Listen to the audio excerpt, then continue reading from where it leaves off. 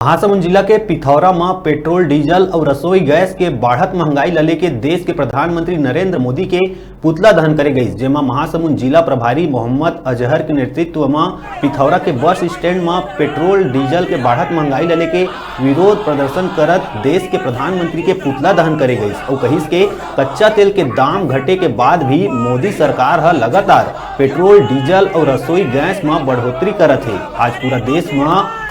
Petrol और diesel की कीमत 100 रुपया ले ज्यादा हो चुके हैं।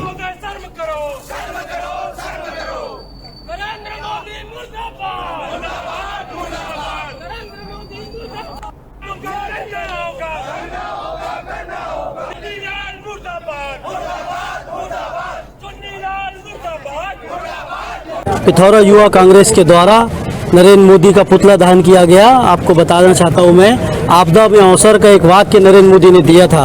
और वो शब्द आज सही साबित हो रहा है। जब ये देश पूरे कोरोना महामारी से जूझ रहा है, तब हमारे देश का प्रधानमंत्री आए दिन 920 के सिलेंडर को 940 में 100 रुपया के ऊपर आज की डेट में हिंदुस्तान में पेट्रोल डीजल के रेट है। क्या नरेंद्र मोदी जी को इतना भी पता नहीं है कि देश का एक एक व्यक्ति बेरोजगार हो चुका है, धंधा व्यापार सबका चौपट हो चुका है। उसके बाद अगर वो मूलभूत सुविधाएं हैं, पेट्रोल डीजल रोज के कामों में जो